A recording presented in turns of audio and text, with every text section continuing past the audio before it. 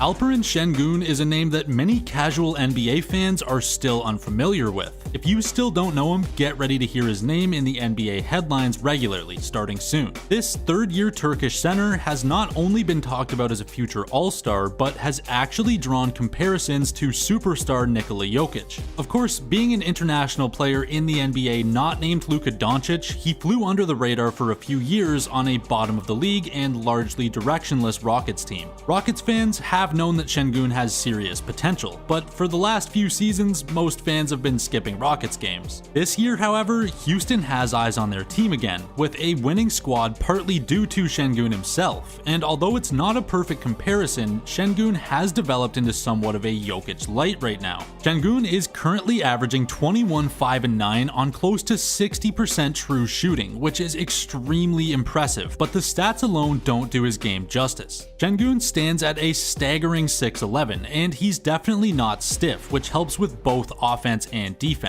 He's by no means awkward on his feet, and the way he moves is reminiscent of other fluid all-time bigs. His height also helps with his extremely great court vision and passing for a third-year center. To add to this, he has a basketball IQ way above where a third-year player should be. He always seems to be in the right place at the right time and is willing to do anything to win. To put it simply, Sengun is a player any coach would want to have on their team, a skilled big who can really do whatever the hell he wants on the court.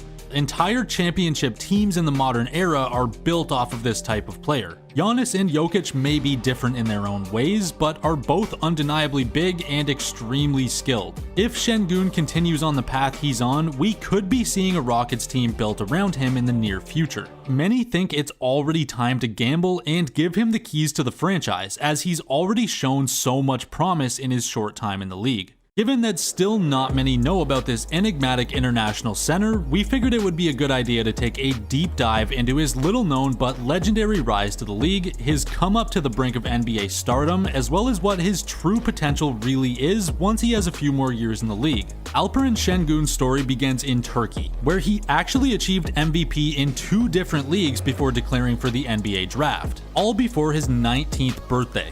Sengun won MVP in the Turkish Junior League. Then, the following year, the much harder Turkish Basketball Super League. Sengun was the youngest to ever do it, which is impressive in a league full of grown men. The Turkish Super League is the premier basketball league of Turkey, which is actually known as one of the hardest leagues in all of Europe, easily rivaling Spain where Luka Doncic played. So given that Sengun had managed to win MVP in a league full of grown men, maybe more organizations should have been onto this kid a bit more. But we do have to give NBA scouts some slack here. The key difference between Sengun and Luka's pre-NBA careers is that Sengun never went on to play in the Euro League, a super league which takes teams from all corners of Europe and is considered the best league you can play in over there. This led to overall less exposure for him compared to someone like Luka. While he was offered a spot on many teams in the Euro League, he never accepted any offers because he knew he was good enough to play in the NBA and didn't want contracts getting in the way of that. On PG's podcast, Sengun talked about how if you're a player playing in the Euro League, the contract buyouts for NBA teams that draft a player can be upwards of $3 million.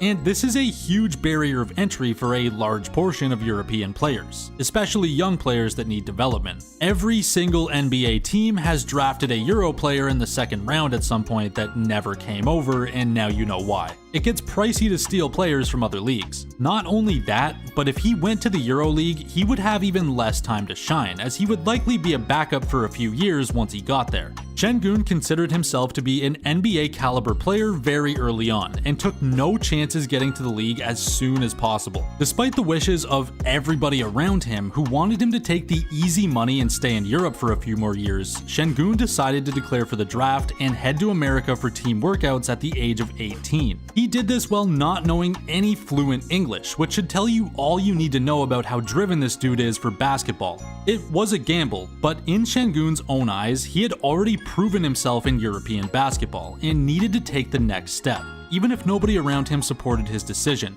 Luckily, a number of NBA teams figured out that they had potential gold with this kid. On draft night 2021, Alperen Sengun was selected just outside the lottery at pick 16 to the Oklahoma City Thunder. yet was instantly traded to the Rockets on a draft night trade for 2 first-rounders. Something that tells us the Rockets knew his true value from the start. Sengun was apparently happy to go to Houston too, as he heard that Oklahoma City can be a bit boring, and that Houston had plenty to do. Maybe he can visit Big Game James Jersey in the rafters of the local entertainment spots.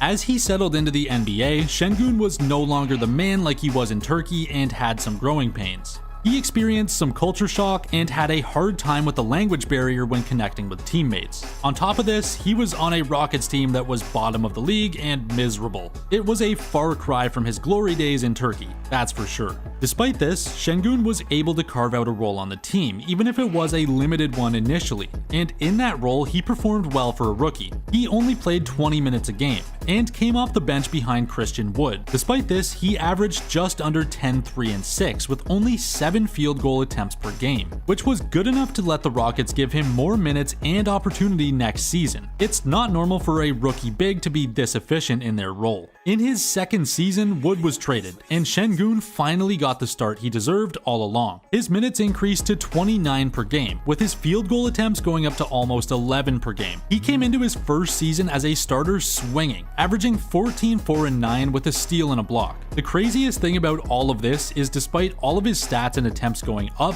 his usage percentage actually went down, showing that he was getting much smarter with the ball in his hands. This is the season where people really started to catch on to Sengun. He had shown flashes before, but now in his new starting job, nobody could ignore him.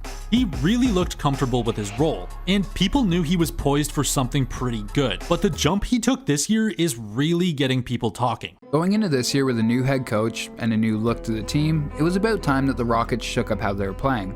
And with Kevin Porter Jr. facing his own set of problems that would most likely get this video demonetized if we dove into, it's left a pretty large opening for who would be running the point. So the Rockets brought in Fred VanVleet to fill some of that void.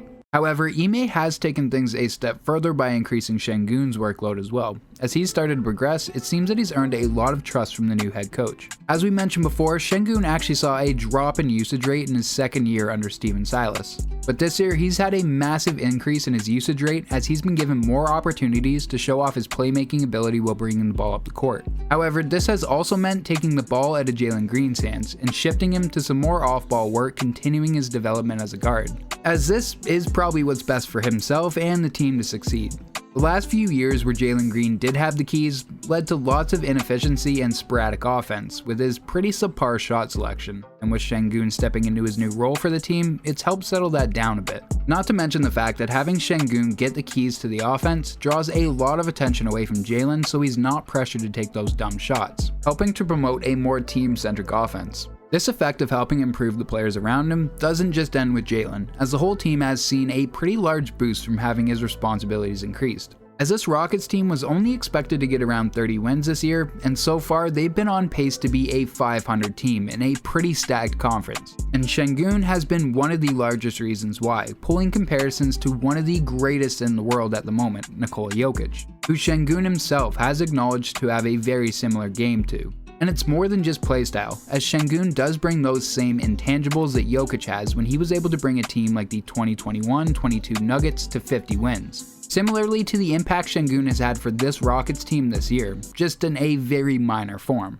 In addition to offensive growth, Ime has insisted that his team play defense, which Sengun has taken to heart and has become a fierce defender, utilizing his size and swift movements to block shots and to stay in front of attackers. And this is where LP is really starting to get the advantage over Joker, who does have a very underrated defensive IQ for the game, but doesn't have the same athleticism as Sengun. His defensive presence, again, is one of the things that have made this Rockets team as a whole as successful as they've been this season. For the most part, it does seem that the Rockets are looking to make Sengun their franchise player going forward, as he does currently lead the team in usage rate, which has paid off, as he's also leading the team in every category except for free throw and three-point percentage, as well as assists. But if you're looking at his analytics, they would tell you this isn't because of his inefficiency. And if you take a quick look at his highlights, you'll also see it isn't because of his lack of ability either. But the construction of the Rockets right now isn't exactly suited to fit Sengun's game perfectly. But the Rockets do have a legitimate championship piece on their hands, and if they want to get the best out of him, then they should look to develop a team that actually caters toward him.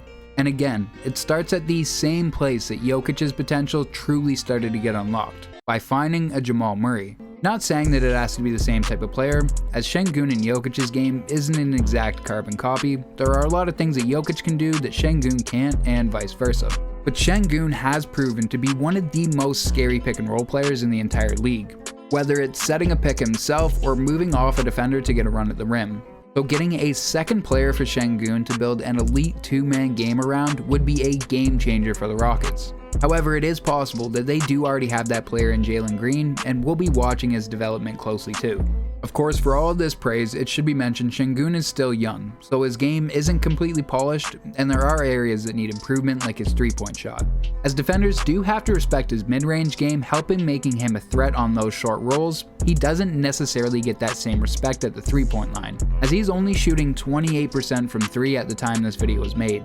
Meanwhile, the three-point shot is one of the things that made Jokic the elite offensive threat that he is. And if Sengun wants to take that next step to join the conversation of elite bigs like Jokic, Embiid, and Sabonis, shooting from range would be a massive boost to his potential.